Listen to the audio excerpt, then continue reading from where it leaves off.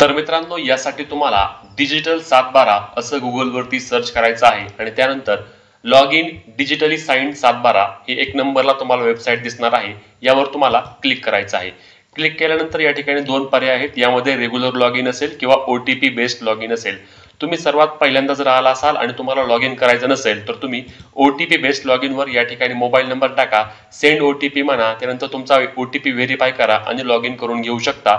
मी या ठिकाणी regular log in करतो कारण माझं अकाउंट यामध्ये ऑलरेडी लॉग्ड आहे. त्यामुळे मी या ठिकाणी रेग्युलर लॉग इन या बटनावर क्लिक करून खालचा कॅप्चा कोड टाकतो आणि लॉग इन म्हणतो.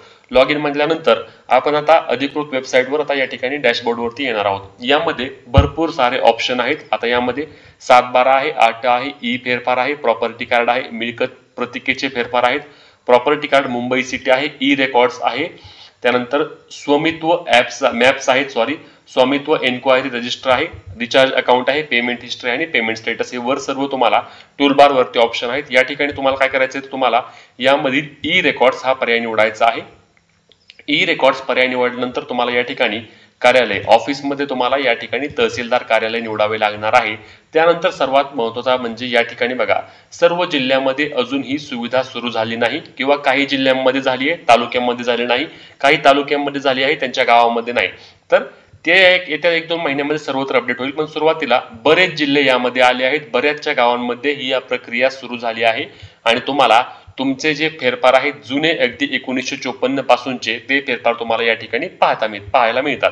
आता या ठिकाणी जिल्हा निवडावरती मी काय करतो, आता जिल्हा निवडतो. आता यामध्ये बघा, पुणे आहे, रायगड आहे, रत्नागिरी आहे, आधीपासून बघूया, अहमदनगर आहे, अकोला आहे, अमरावती आहे, बुलढाणा आहे, चंद्रपूर आहे, धुळे, गडचिरोली, गोंदिया, हिंगोली, जळगाव, जालना, कोल्हापूर, लातूर, नागपूर, त्यानंतर नांदेड आहे, नंदुरबार आहे, नाशिक आहे, उस्मानाबाद आहे, पालघर आहे, परभणी आहे, पुणे आहे, रायगड आहे, रत्नागिरी आहे, सांगली आहे, सातारा आहे, सिंधुदुर्ग आहे, सोलापूर आहे, ठाणे आहे, वर्धा, वाशिम, यवतमाळ. आता या ठिकाणी मी सोलापूर जिल्हा निवडतो. त्यानंतर सोलापूर जिल्ह्यामध्ये कोणत्या कोणत्या तालुक्यांमध्ये सुरू आहे, तर बघा या ठिकाणी सर्व तालुके आहेत. यामध्ये मी करमाळा निवडतो. त्यानंतर तुम्हाला तुमचं जे कोणतं गाव आहे, ज्या गावचं तुम्हाला हे फेरफार काढायचं आहे ते गाव निवडायचं आहे. या ठिकाणी बघा मी खाली घेतो. आता मी पटपट तुम्हाला करून दाखवतो. माझं जे गाव असणार आहे ते गाव मी या ठिकाणी निवडतो. आता दस्तऐवज निवडामध्ये तुम्हाला काय करायचं आहे, तर फेरफार हा पर्याय निवडायचा आहे. फेरफार पर्याय निवडल्यानंतर तुम्हाला ज्या गटाचा तुम्हाला फेरफार काढायचा आहे तो गट नंबर तुम्हाला या ठिकाणी टाकावा लागणार आहे. आता मी जे गट नंबर आहे तो गट नंबर मी टाकून घेतो आणि गट नंबर टाकल्यानंतर या ठिकाणी बघा तुम्हाला खाली सर्च या पर्यायावर क्लिक करायचं आहे. तर सर्च या पर्यायावरती क्लिक केल्यानंतर तुम्हाला खाली ऑप्शन दिसणार आहेत. यामध्ये समजून घ्या महत्त्वाची बाब असणार आहे. आता यामध्ये फ्रीमध्ये तुम्ही पाहू शकणार आहात आणि जर तुम्हाला QR कोड वाला डिजिटल साइन्ड वाला डाउनलोड करायचा असेल तर तुम्हाला या ठिकाणी 30 रुपये तुम्हाला द्यावे लागतात.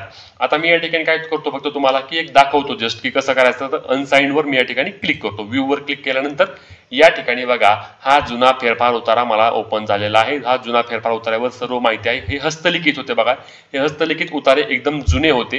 हे सर्व या गटाचे या ठिकाणी तुम्ही पाहू शकता. 203-2 संपूर्ण गट जे काय आहे सर्व माहिती असणार आहे. कुणाकडून कोणाकडे आले, बक्षीस पत्राने आले, खरेदी खताने आले, ही सर्व माहिती या ठिकाणी सविस्तरपणे तुम्हाला पाहता येणार आहे. हे बघा, खरेदी देणार, खरेदी घेणार, सर्वचे सर्व माहिती अगदी तुम्ही या ठिकाणी पाहू शकता. आता याची प्रिंट देखील तुम्ही काढू शकता जर तुम्हाला फक्त बघायला पाहिजे असेल तर.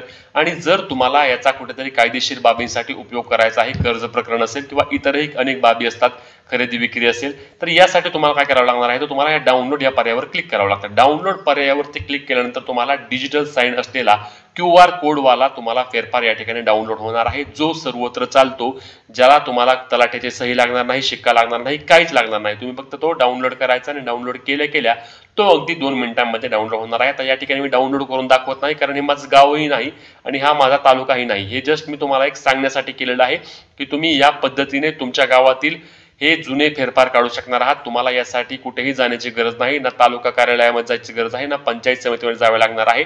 तुमच्या गावाचे नाव आले का आहे का हे एकदा नक्की तपासून पहा आणि गावाचे नाव आले असल्यास तुमचं डिजिटल फेरफार तुम्ही या ठिकाणी जुना देखील काढू शकणार आहात. यामध्ये तुम्हाला कोणत्याही प्रकारची अडचण येणार नाही. याच्या व्यतिरिक्त तुमचे कोणतेही प्रश्न असल्यास ते आम्हाला कमेंटमध्ये विचारायला विसरू नका.